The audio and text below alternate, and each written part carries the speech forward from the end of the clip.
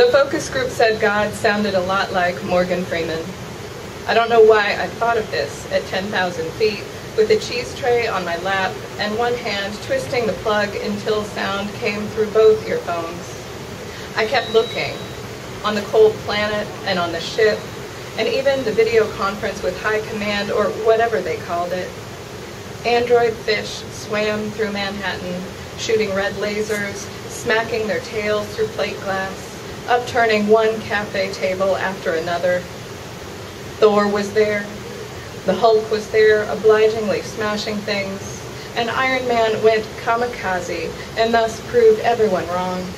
But no Morgan Freeman, not even a cameo, which probably means we're not to believe any of this.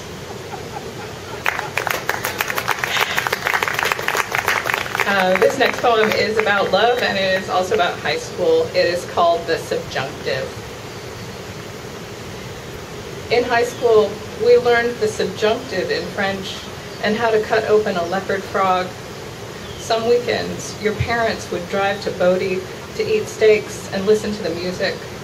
We'd meet at the trailhead with our flashlights off to braille our way down to the water. With gravel in a shin and more gravel in a palm, we propped our mag lights on the rocks, tilted their beams modestly down. I wish she wouldn't drink so much, you said. If it was summer, small whirlwinds that smelled like clary sage would kick sand on us. In winter, less talk. I'd pull your cold hands between my thighs, scan the sky for satellites until our teeth stopped chattering. On Wednesdays, we broke into the old garage, piled high with broken desks and broken chairs, ate sweaty chocolate and read Li Po on a 6-foot stack of wrestling mats. He said the whole world was in a single room. My locker had pictures of Paris and Santa Fe, and when Madame Bach asked me to translate before I go away, it's necessary that I say this. Je l'aime, I wrote in the blank, mais je dois partir. I wish I knew then what I know now.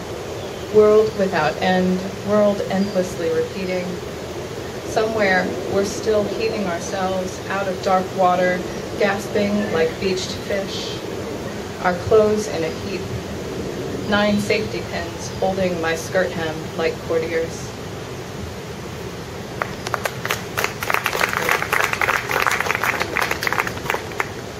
Second life. Words are tricky as paper. Fast as your hands can move, they can fold into a crane or a frog, a hat or a fish. Even though you only ask me simple questions, the way you lean against the doorframe and ask, did I buy milk at the store? Why am I still awake at 4 a.m.? My thoughts pickle. Because I've stayed up all night. Because I've looked deep into the monitor's heart and found unending strings of ones and zeros. Look, I've made us a mansion and a virtual dog, and I found you and clothed you in the bright colors you used to wear. Look here, you're turning a page, I'm cutting the grass.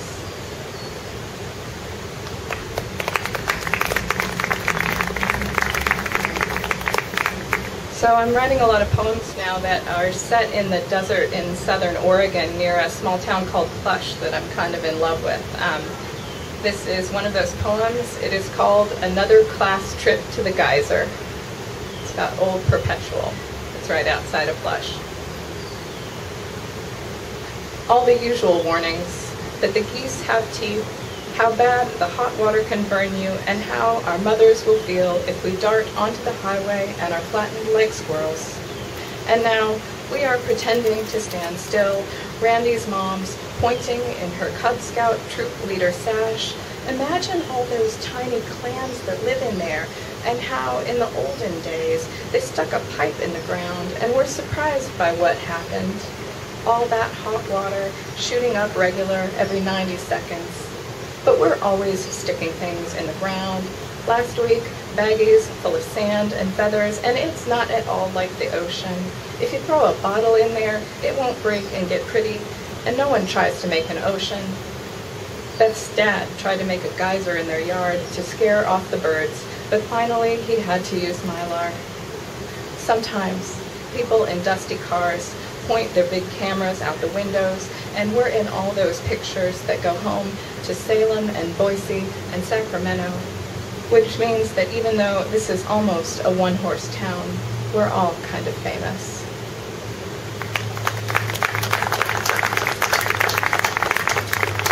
This is another poem about a class field trip. It's about a place near Plush called the Shrapnel Tree, which, yes, is in fact a tree full of shrapnel.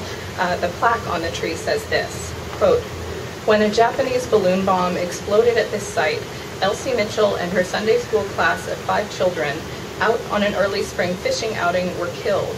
They were the only World War II casualties to occur on the North American continent as a result of enemy action," end quote. The Shrapnel Tree, Pinus ponderosa. Many years later, as she stared down at her lab results, Anna was to remember all the times her class saw that tree. How Huck's face scrunches up and Jenny's lip quivers. How Jed makes a joke of it, falls back into the pine needles like a wounded GI in a black and white movie on cable. All those strange angles working inside her. Anna, who isn't dead yet and gets to go fishing. The Anna who will jump off the big swing and cut her hand open on a tractor blade and even declare undying love for the Clash, the New Boy, frozen yogurt, and the way that one shaft of light drops onto the cave floor near a crack in the ground like a message from God. Not that other Anna, the one blown to pieces on the pine needles that cover the ground. Ponderosa, like ponderous to ponder. That other Anna was always laughing. She wore the prettiest blouses, made by her ailing grandma, also called Anna, who wore paste garnets from the old country and could usually be found on a old horsehair sofa or in bed with a compress of vervain and lavender. Anna will not have children. She will translate the medical Latin for what happens inside her ovaries.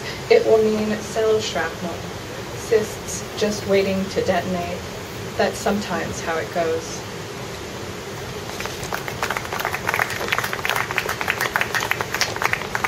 The final poem I'll read is also set in the high desert near Plush, and it's in the form of a prayer. It's called Litany. Virgin conceived far away from here, pray for us.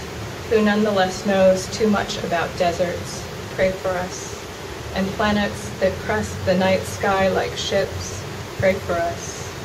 And plants shaped like cups, the perpetual wish for water, pray for us. Virgin who probably walked a lot, pray for us. And found on the ground all manner of things, pray for us.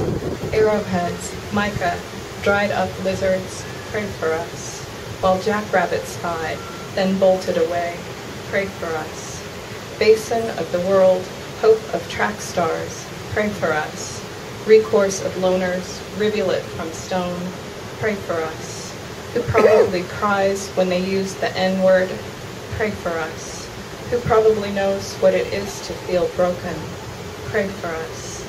Even sometimes by the little things, pray for us. A hole in a shoe, a marigold that died, pray for us. Defender of children, bastion of clarity, pray for us. Star in the already starry night sky. Thank you very much.